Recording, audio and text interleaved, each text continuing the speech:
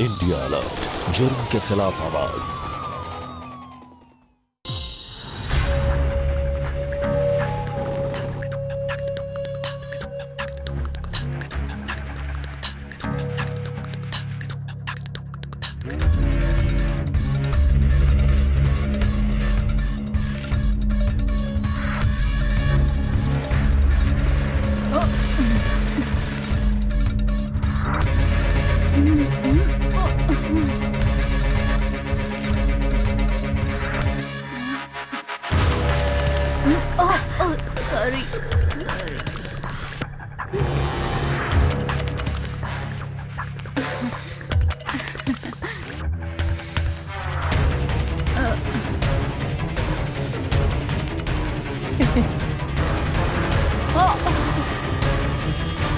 दारू पीने भी क्या?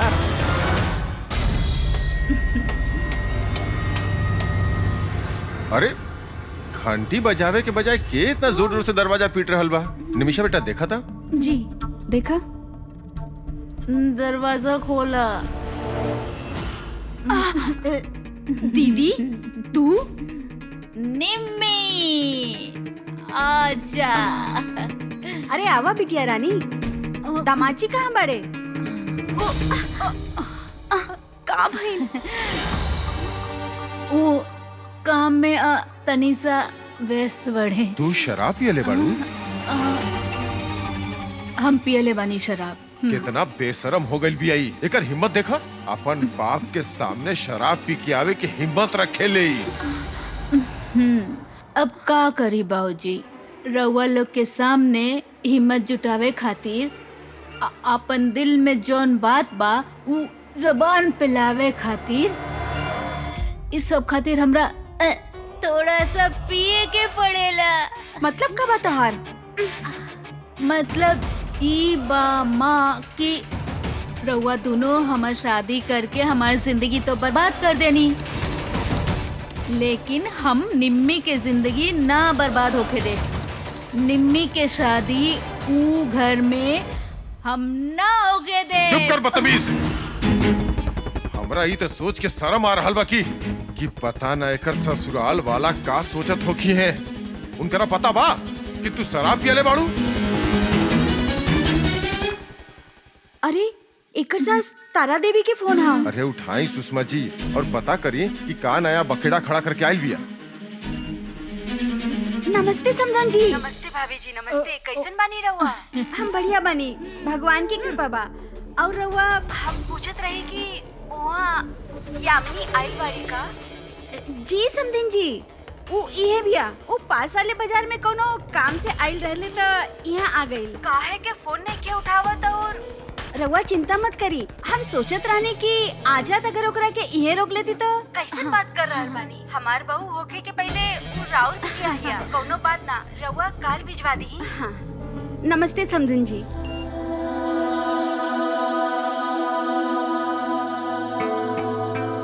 का सोच रहल बालू बिटिया? काहे कर रहल बाड़ू ऐसन?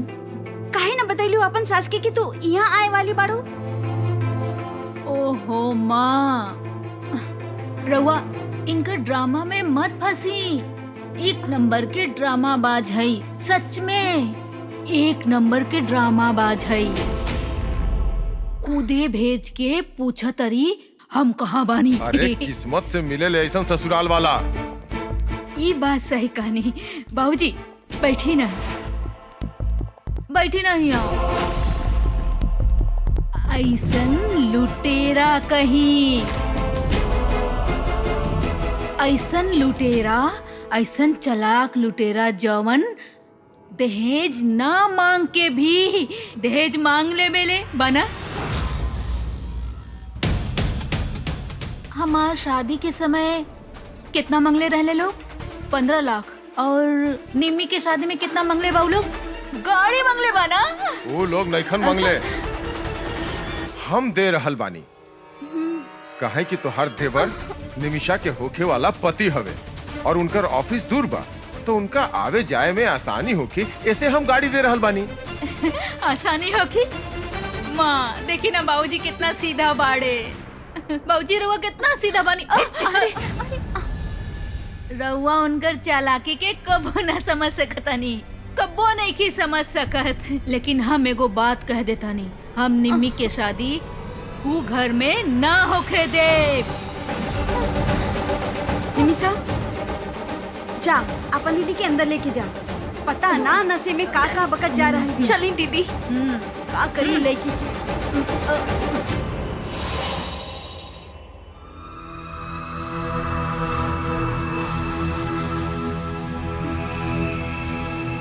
का मुसीबत बा। लगातार सारा नशा उतर गई तोहार। बाबूजी हमरा पिए के शौक नहीं खे, ये सब उलो के कल धइल हा। देखा बिटिया रानी, बहुत बकवास सुन चुकनी, सब देख चुकल बानी तोहरा। अब और ना, आखिरी बार समझा रहल बानी तोहरा के अपन घर अच्छा से संभाला। हमरा कोनो शिकायत के मौका ना चाहिए वहाँ से। बाबूजी पता ना उ लोग का जादू कर देले बड़े। अरे केहू कोनो जादू नहीं कैले, हमरा दिखेला ना का। शादी के दिन भाग गई रहलू तू अपन यार के साथे, ओकरा बावजूद उ लोग तोहरा के अपनाओ ले। अपनैले बड़े। अरे बाबूजी काहे कि एकरा पीछे उ लोग के पैसा के लालच रहे। रउआ दिखाई ना देला का? रउआ लोग से पैसा ऐंठले रहे, लोग ऐंठले रहे कि ना। और आज भी हमरा के पैसा लेवे खातिर ही भेजले बाऊ लोग। देख बिटिया, हम ये बात नहीं खे मानत और तू अपन ससुराल के लोगन के बदनाम कइल बंद करा। अरे और कितना मरबू हमनी के जियते जियत, तोहरा हमनी के कोनो चिंता है नहीं के। छोट बहन के शादी बसर पे और तू नया बखेड़ा खड़ा करके आई बाड़ू। माँ, बाबूजी हमार विश्वास करी, हम बिल्कुल सच कहतानी। रउआ लोग से विनती करतानी, तोड़ दी शादी निम्मी के, तोड़ दी। बस करी दीदी, बहुत हो गए आपके बकवास। आपके माई बाबूजी के लिहाजे ना रहल, काहे तोड़ दी शादी? सब कुछ तो ठीक है आपके ससुराल में। अरे निम्मी, सास जीजा जी सब लोग ठीक हैं। अरे कुछ ठीक नहीं खे, जिसन दिखाई दे रहा वैसन बिल्कुल नहीं खे। समझत काहे नहीं खू, ठीक नहीं खे। हमार जिंदगी नरक बना देले बड़े। माफ कर दी हमके।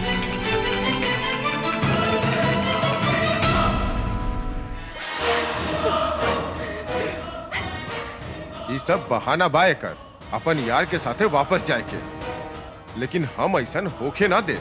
काल एकरा जल्दी से यहाँ से रफा दफा करनी और सुषमा जी अपन बिटिया के समझा दे कि अगर आज के बाद ई कोनो एह तरह के नया बखेड़ा खड़ा कैलस तो हम एकर साथे रिश्ता नाता सब खत्म कर दे।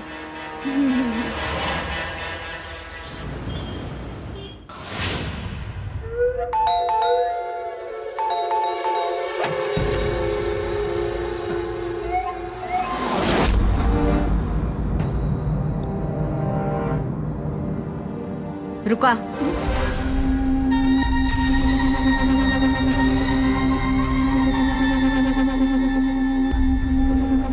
यहाँ आवा।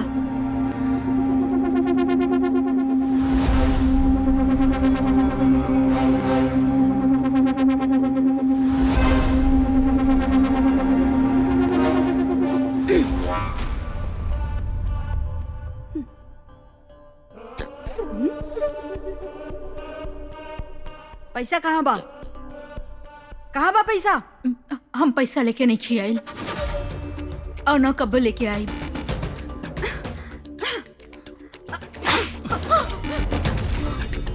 करे जबान लड़ावत आरू हमरा से? अभी मजा चखावत बानी। ए गारो आवत तनी।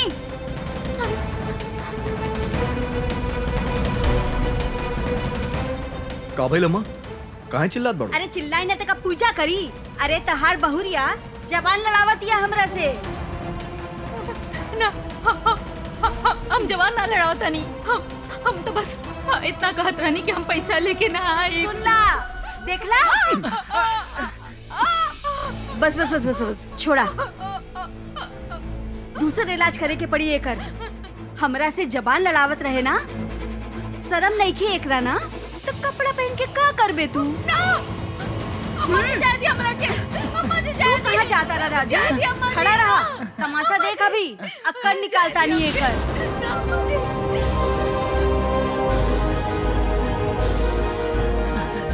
जबान लड़ावत रही ना हमरा से। हाँ रउआ लगे ऐसा मत करी। रउआ अपन पत्नी के साथ ऐसा कैसे कर सकत? नहीं, छोड़ी हमरा के, छोड़ी। जायदा छोड़। अम्मा हमारा हाथ छोड़ दी। आगे सीधा से रहिबे। जो जो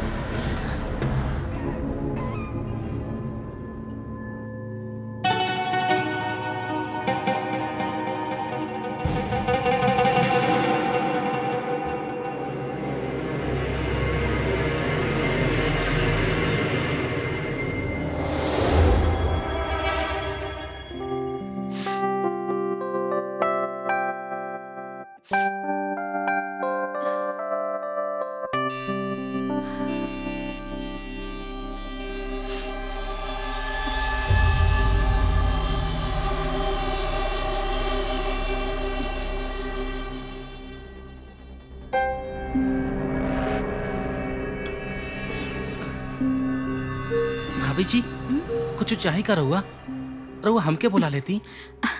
ना बस प्यास लागल रहे तो पानी पिए आ गई रहनी और कुछ ना। सोचा तो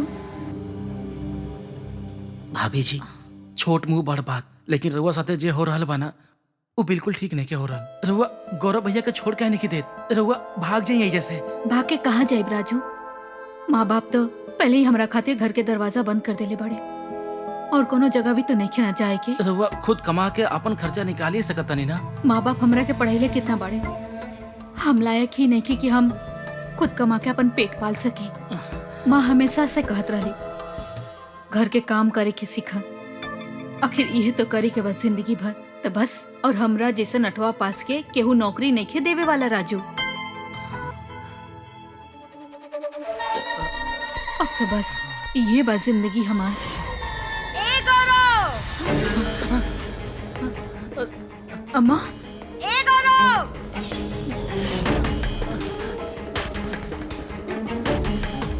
का भाई लम्मा काहे चिल्लात बाड़ू? काहे चिल्ला रहल बानी? अरे आपन आँखन से देखा था बहुरिया के जान ले लेता।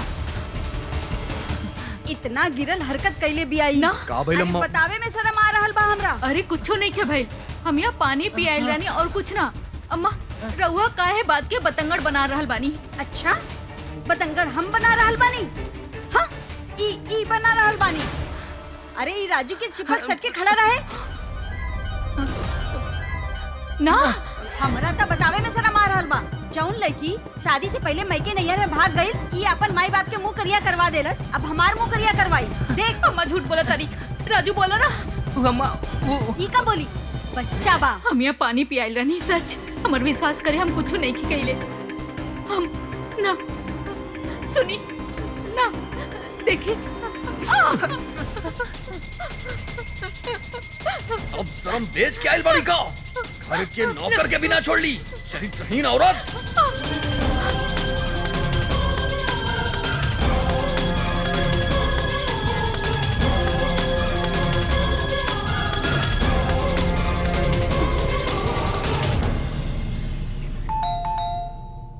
ए राजू। हाँ माँ जी खोला था नहीं।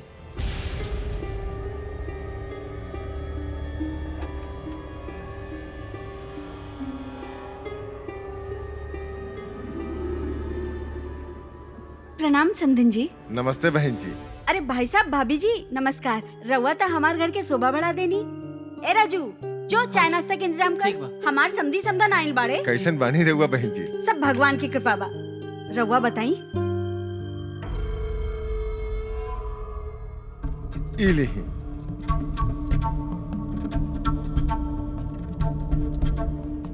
10 लाख।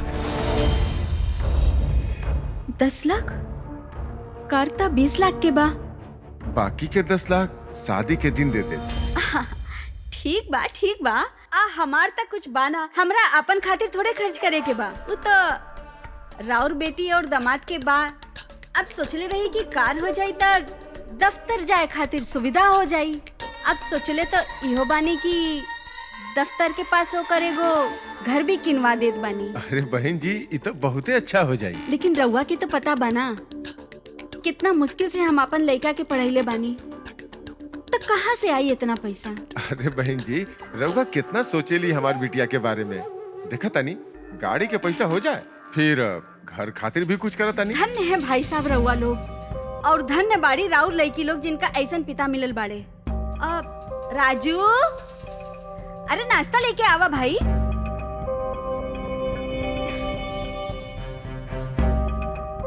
ली नाश्ता करी। का भइल भाई साहब? यामिनी बिटिया कहीं नजर ना आ रहल बिया। अरे वो गौरव आ गई। राउर दामाद जी उनके से ही पूछ ली। प्रणाम बाबूजी। जी अतरा। खुश रहिए। का भइल बेटा? हम ओकरा कमरा में बंद कर देले बानी। काहे बेटा, का भइल? अब वो आई तो ओकरे से पूछ ली। राजू,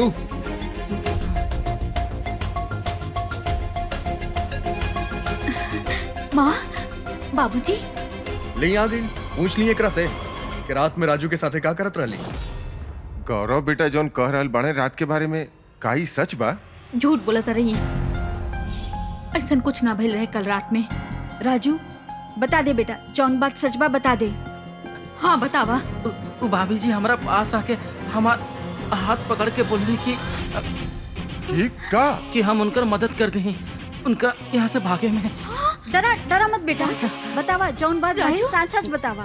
इनके अपन लड़का दोस्त के पास जाए के रहे। राजू का बोला तरा तू? झूठ काहे बोला तरा? बाबूजी हमरा नहीं के पता ही झूठ काहे बोला था। चुप! हमके तो हर कोनो बात के विश्वास नहीं खे। रहुआ हमरा पे विश्वास नहीं के, हम सच कहता नहीं। कल रात कैसन कुछो ना भइल रहे। रहुआ लोग के बात पे यकीन बा और हमार बात पे ना। बाबूजी जिंदगी में एक बार गलती करे के मतलब ई ना होखेला कि हमार बात गलत होई। माँ कही ना, समझाई ना बाबूजी के।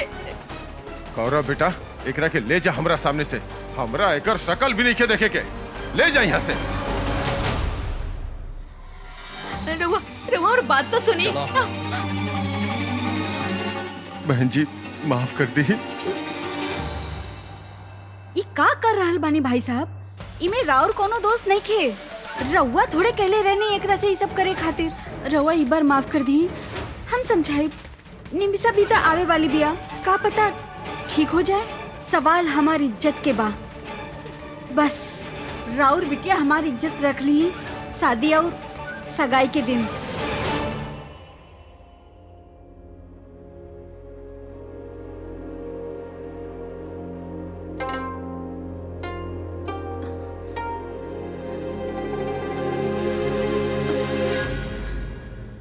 का बात बा, बहुते सुंदर दिखत बाड़ू आज ता। चला एक एक घूंट लगा लिहल जाए। गौरव आज ना, आज हमार माँ और बाबूजी, हमार पूरा परिवार आयल बा नीचे।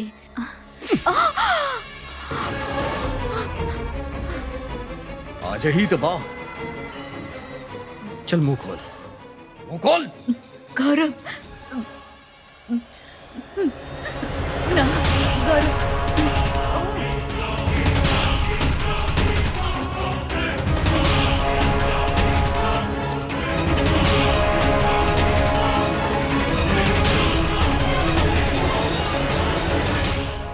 माँ जी वो कहलन कि अभी इंतजाम कर रहल बानी, 1-2 दिन में हो जाई। हम रउआ खातिर अभी चाय लेके आवतानी। रुका रुका, तू हमरा साथे चला। कहाँ? तोहरा के कुछ दिखावे के बा। हमरा के लागत बा कि अब रस्म शुरू करे के चाही, देर ना हो जाए। हाँ, उ गौरव और यामिनी बिटिया कहाँ बड़ी? ई आ गई गौरव और यामिनी बिटिया यामिनी, आ रहल बानी। हाँ हम तैयार होत रही। देर हो गई का? कैसन लगा तनी? का भाई अभी थोड़ा देर पहले तो बोलत रही कि बहुत सुंदर लगा तनी। शर्मा रहल बानी का? इतना सारा लोग के सामने नहीं के बोले के। अम्मा, अरे रउआ तो खूब चमक रहल बानी। हमार बहन के सगाई है ना। आशीर्वाद दी ना अम्मा, आशीर्वाद दी ना, आशीर्वाद दी ना। अरे माँ, अरे माँ, तू तो बहुत सुंदर लगत रू।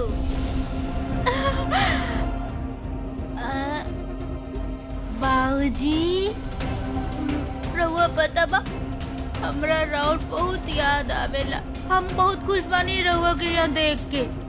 और हमर बहन निम्मी, ए निम्मी, बिल्कुल परी जैसन दिख रहल बाड़ू। ना मान लू ना तू हमार बात।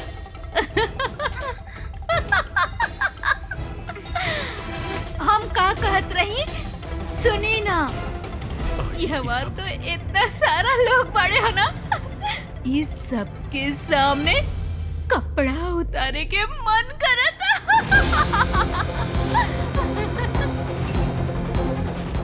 अम्मा, अम्मा बोली ना, इतना सारा लोग आइल बड़े, देखी तो ढेर सारा लोग आइल बड़े। अम्मा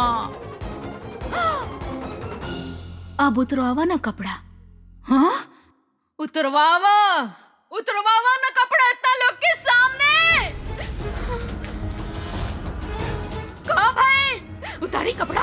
हाँ, उतारी कपड़ा, उतारी। बाबूजी, बाबूजी मर गईले बाबूजी। आज के बाद हमरा के बाबूजी कबो मत बोलिया। ना बाबूजी, बाबूजी ऐसा मत बोली ना। रउआ के पता बना ये लोग हमरा के पियले बाड़े। रउआ हमार बात के विश्वास काहे नहीं की करत? गौरव बेटा, ले जा एकरा यहाँ से, ले जा। बाबूजी, हम ना जाए। हमार बात के विश्वास काहे नहीं की करत बाबूजी? माफी चाहत बानी हमरा और सब लोगन से। का बताई, घर के बात बा। खैर, हमार बबुआ के सगाई बा तो उ तो होके ही चाहिए ना। ऐसा मत करी।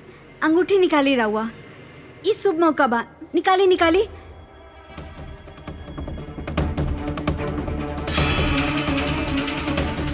आगे हाथ करा बहू।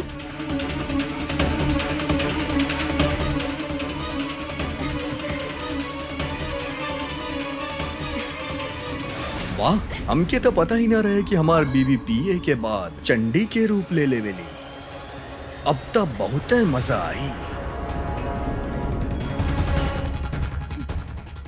तू पूरा बिरादरी में बदनाम हो गई बाड़ू, और यह हाल तहार बहन के हुई। अगर वो पैसा ना दिलवैलस तो हम ऐसा ना होके देव। उता तू बोला तारू कि तू ऐसा ना होके देव, लेकिन देखिया तू ही होकर गृह प्रवेश करवाईबू।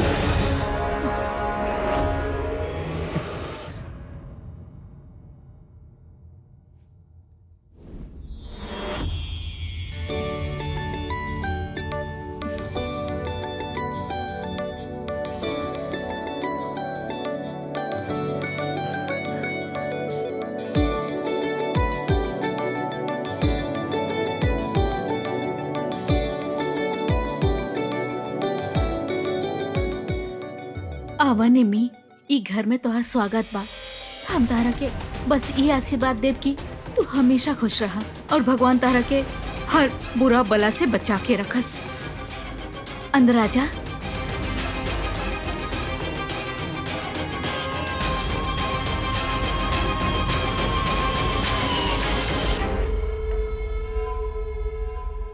पैसा कहाँ बा?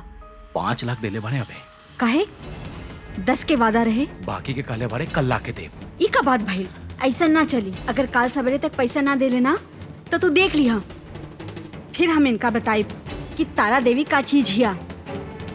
जा, लागत हा सीधा अंगूरी से घी ना निकली। शुभ घड़ी आई रे, मंगल घड़ी आई, हमरे अंगना माँ जी, बधा- प्रणाम। अरे अरे अरे, खुश रहा, दूधो नहा पूतो फल। अरे बैठा बैठा बैठा। एगो काम करा, जी बोली। तू अपन बाबूजी के फोन लगावा। अब का है ना कि आजू गाड़ी के बुकिंग करे के बा ना, तो बोले रहे कि सवेरे भिजवाइए। पूछ ला था एक बार। हाँ, अब हमरे फोन से लगावा। ला फोन उठावा, हम लगा के देत बानी।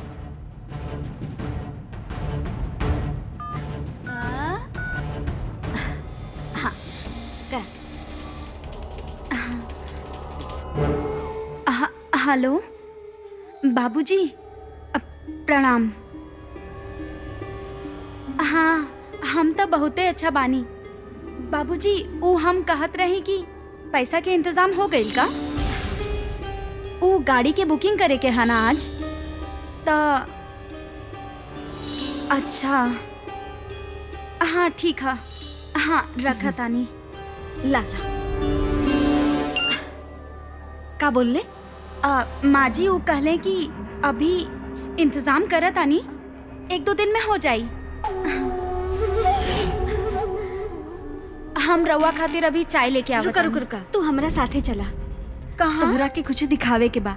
आवा आवा बौरिया, आजा, आवा। यहाँ बैठा, बैठ जा। पर माँ जी, अरे बैठा ना, अब लेट जा। माँ जी पर काहे? शाबाश, लेट जा, लेट माँ जा। जी। राजू, जी माँ जी। इन्हें आवा। जी। तहार नई भौजी आइल बाड़ी शादी कई के, कुछ सगुन न देबे प्यार के? यार चला, आज तू सुहागरात मनाला। माँ जी, रवा ही का बोल रहल बानी? माँ जी, जौन कहनी है चुपचाप कर। निमी, का भाई तू ठीक बाड़ू ना? ये माँ जी राजू के साथ में। अरे ई का बताई, हम बतावत बानी। ए गौरव बबुआ, ए गौरव, यहाँ आवा। अम्मा ना। माँ जी, पकड़ के दोनों के हाथ और ये सब जेवर उतारा पहले। एकनी के बाप बहुत नुकसान कैले बाना, निमी। बेच के भरपाई करब हम। निमी, हम तारा साथे से ना होके दे। चला हमारे साथे चला। देखी, हम कहते नहीं तारा। रउआ लोग से भीख पकड़ा मांगत एकरा के हाथ। छोट बहिन हिया, जौन करे के बा हमरे साथे करी। रउआ लोग समझी ना। लेके जावा एकरा के।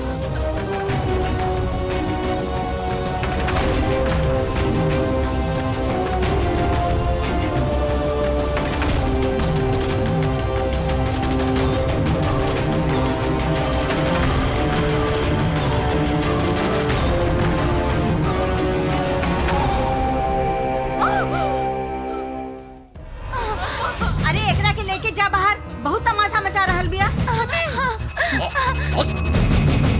अम्मा, अम्मा, निम्मी के छोड़ दी अम्मा। ए राजू, चल छोड़ी, आ जाओ। नहीं नहीं माँ जी, माँ जी अरे नहीं। करत अरे की बताई हम तोरा के। माँ जी मत करवाइए। बात याद रखिया। चल शुरू हो जाओ। मत करवाइए। एक झापड़ मत। माँ जी मत करवाइए। चल शुरू हो जाओ। पास में जो। रुका रुका, हम फोटो निकाला था। हाँ, अम्मा, दरवाजा खोली ना। अम्मा हमार पास सुनी ना, ओकरा के छोड़ दी। खींच लेनी बस। आज खातिर इतना काफी बा। एकर बाप बहुत धोखा देले बा पैसा खातिर हमनी के ना। एकर सजा मिले के चाहिए ना। हो गई काम हमनी के। चला, बहुत नाटक करत रही। चल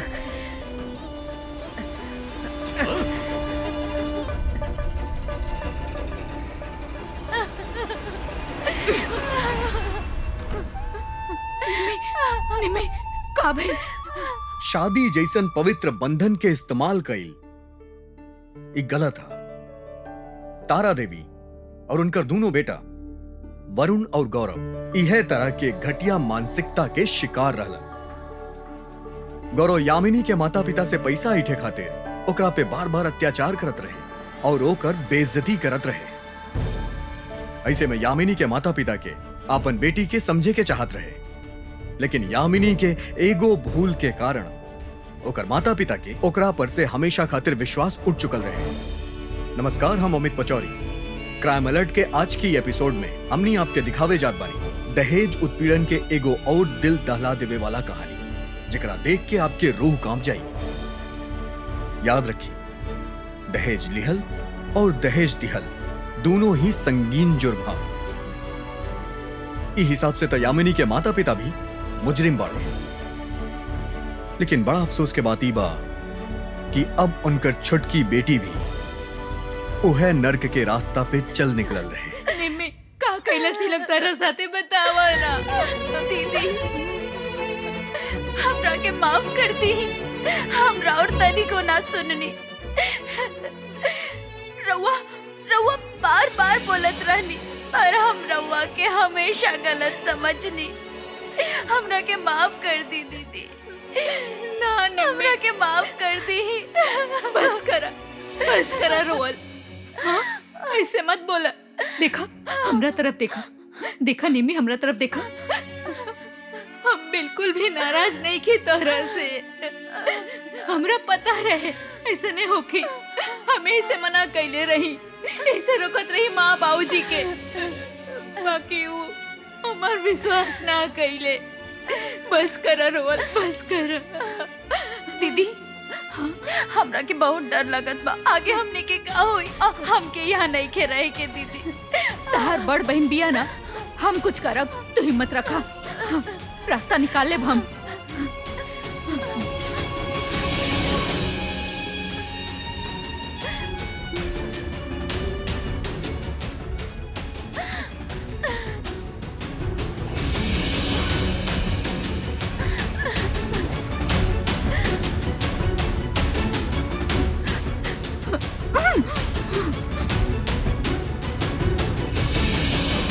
दाल लेके आवा।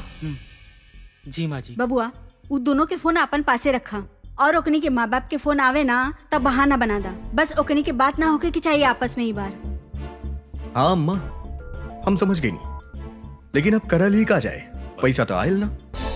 तू फिकर मत करा, हम कुछ सोच रख ले बानी। भाभी जी के खाना दे आई।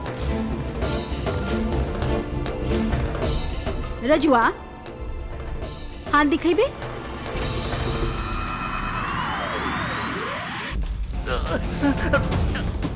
माँ जी। बहुत हमदर्दी हो रहल बा। हाँ? तोरा के साचे में प्यार हो गइल बा। दोबारा मुंह खुलले ना तो मुंह तोड़ देब हम तोर। जो बबुआ, फोन दा।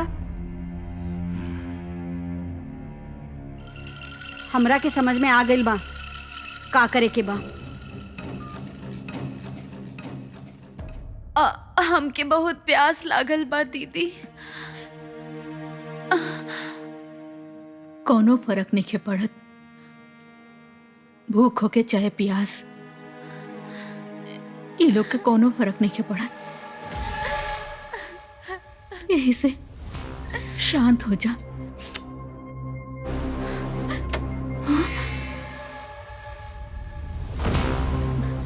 क्या हवा तू और अंदर कैसे आ गईला? आयल नहीं की जी, अंदर भेजल गेल बा हमरा के। कहा कि सुन्नी आप प्यार बहुत अच्छा करी तब हम सोचनी कि थोड़ा प्यार हमरो मिल जाए, तो यही से आ गई नहीं अंदर। का बकवास करत रहा तू? बकवास नहीं कर रहा, इतना सारा पैसा दे के आइल बानी। चलो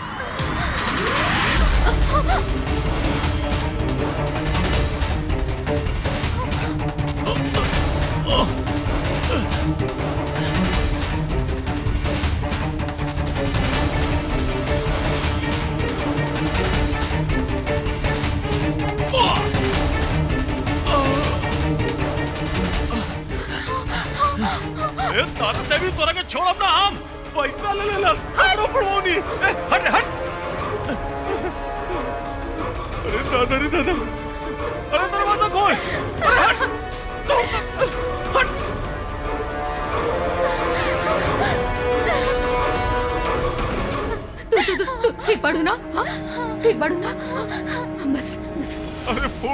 रे देखई का कले सु हमरे साथे हैं? अरे वो तैयार ना रहते काहे भेजलू हमरा के? हमर पैसा दे, हम जाई यहां से। रउआ शांत रही ना। हाँ हम तैयार करत बानी अभी जाए। अरे भाड़ में जायू, भाड़ में गेल सब कुछ हमके ना चाहिए, हमके और पैसा दे, हम जाई यहां से।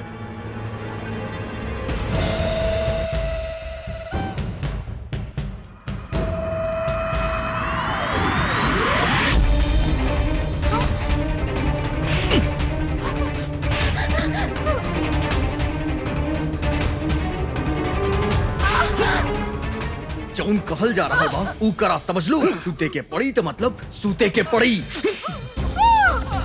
जे भी घर के अंदर आई ना तो हरा ओकरा साथे सूते के पड़ी। कैसन बाड़ा तू? ऐसने पानी हमरा चाही पैसा, और पैसा खातिर हम तोहरा के केहू के साथे सुता सकेनी। हमनी के नुकसान अब तहरा से ही पूरा हुई, समझ में आइल? और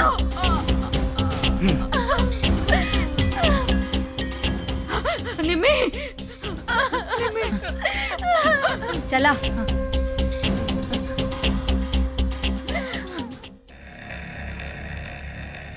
भाभी जी, भाभी जी, भाभी जी। राजू, हाँ हाँ भाभी जी, हम आई। राजू अकेले बड़ा? हाँ अकेले। आसपास ठीक से देखा, केहू और तो नहीं खे ना? नहीं नहीं, क्यों नहीं है भाभी जी, हम बहुत शर्मिंदा बानी आज के आपन हरकत पर, हमरा के माफ कर दी। हम जाना तानी भाभी जी, हम रउआ लोग के यहाँ से निकाले आइल बानी, लेकिन दरवाजा पे ताला लगल बा। हम जाना तानी राजू, हमने कब से निकले के कोशिश करता नहीं, बाकी दरवाजा खुलते नहीं खे। राजू तू एगो काम करा, तू पुलिस के फोन करा। भाभी जी हमारा पास तो फोने नहीं खे। तो पुलिस स्टेशन चल जा और उनका के सब कुछ बता दो। भाभी जी पुलिस के पास? हाँ? अरे राजू फिकर मत करा, लेकिन कुछ ना होखी, पुलिस हमने के मदद ही करी। ठीक बा भाभी जी। अच्छा ठीक बा, तू एक नहीं के बचाई। ना भैया, चल अम्मा जी के पास, उहे तोरा के सबक सिखाई। नहीं भैया, आना चलना, नहीं भैया, चल भैया, नहीं चल, नहीं भैया, भैया हाँ ये मुंह खोले जात रहे पुलिस के पास। नहीं बाजी, नहीं बाजी, हम ना जात नहीं का बाजी, रे? हमके छोड़ दे यार। पुलिस के पास जात रहस, हमरे खिलाफ मुंह खुलबे, गवाही देबे। ए, पकड़ जबाने कर।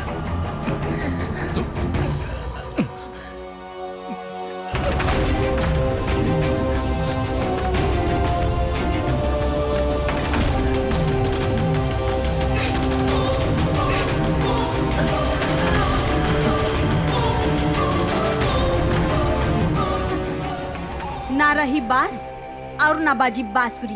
अब तक घिनौना बहुत छोटा शब्द लागे लागल रहे तारा देवी और उनकर बेटन खातिर।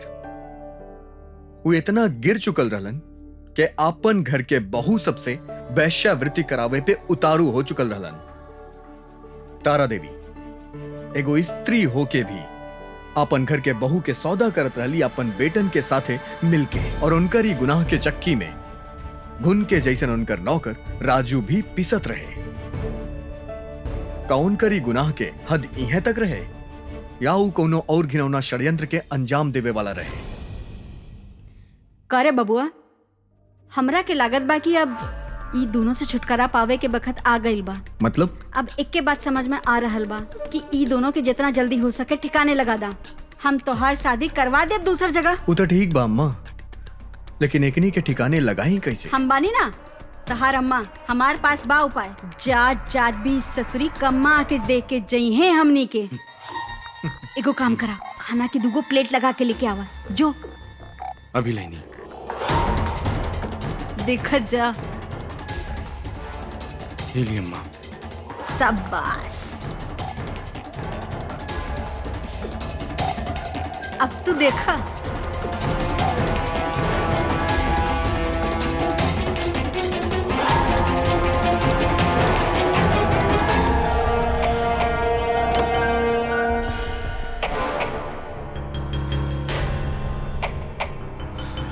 इला खाना खाला, कहीं अम्मा के मन बदल गई ना तो ई भी ना मिली।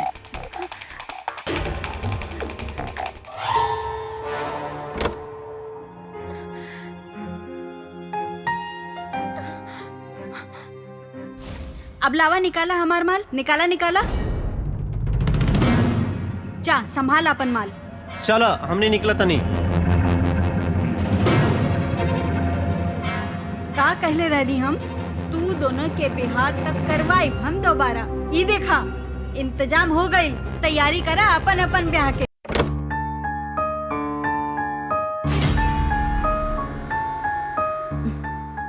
जांच करा जांच।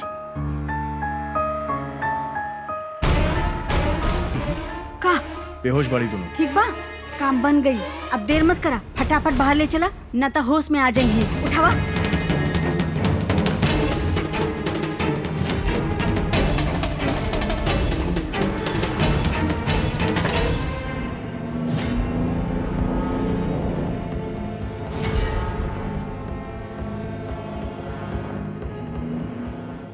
ये हमने कहाँ बानी दीदी? निम्मी, हमरा लगा था हमनी कोनो गाड़ी के अंदर बंद बनी। हमनी के हाथ पैर ये बंधले बा। अरे का हो गइल? क्या हवा? और हमनी दोनों के कहाँ ले जाता रहा? क्या हवा? एक काम कर, गाड़ी साइड कर, बहुत चिल्लाती है।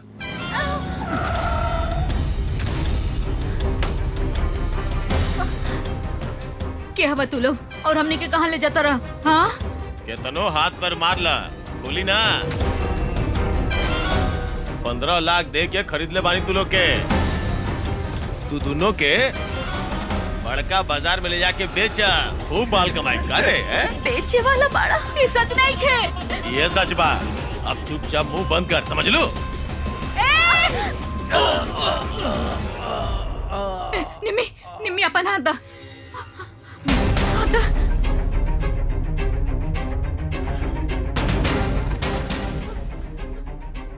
चुप। इधर ही मार दे तू दोनों के, समझ लो। हाथ खुल बा, बांध कर हाथ। बाना नहीं, बाना नहीं। चल चल चल चल।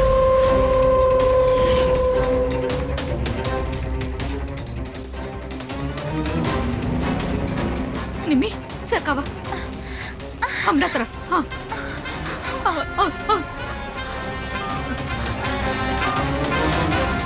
Hello police. Hello police station.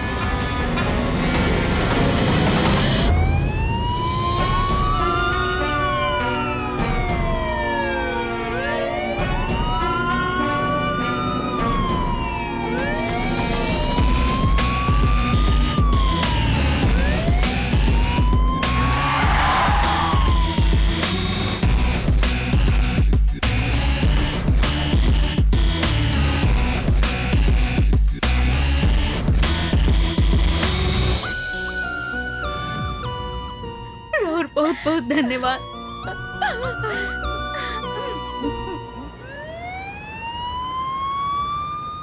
दरोगा जी सुनी, हम तो ऐसे पूजा पाठ वाले लोग हैं। चुप रही रहुआ, ले चलो सबके। सुनी, अम्मा हम चलो चलो हमारी चलो बात तो सुनी। चलो चुपचाप।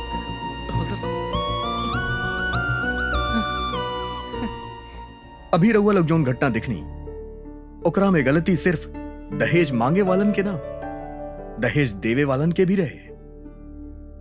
हमनी के देश में ऐसे न जाने कितना लोग बड़े जे अपन बेटी के जानबूझ के दहेज के ऐसे नर्क के आग में झोंके ले, जहां तारा देवी और उनकर बेटा जैसन शैतान उनकर इंतजार करत रहेले, जिनकर भूख कबो शांत ना हो खेला। अगर आपन बेटी के पढ़ैले लिखैले होतन और ई काबिल बनैले होतन तो ऊ ई मजबूरी में बर्दाश्त ना करतेन। रउआ के जान के हैरानी हुई कि महाराष्ट्र राज्य सरकार के अनुसार पिछला साल खाली मुंबई से 26,000 महिला लापता भइल बाड़ी। 26,000। तो सोची हिंदुस्तान में गायब होके वाली महिला के आंकड़ा का होगी। इनमें से ज्यादातर महिला ह्यूमन ट्रैफिकिंग के शिकार भइल बाड़ी। हमनी के आप सब महिला लोग से विनती बा कि रउआ अपन साथे हो रहल जुर्म के खिलाफ आवाज उठाई। इहे के साथे हम अमित पचौरी क्राइम अलर्ट के ये एपिसोड के साथ विदा लेत बानी रउआ लोग से। फिर मुलाकात हुई एगो सच्चा कहानी के साथे। तब तक याद रखी, क्राइम से बचे के बाद तब अलर्ट रही। क्राइम अलर्ट, जुर्म के खिलाफ आवाज।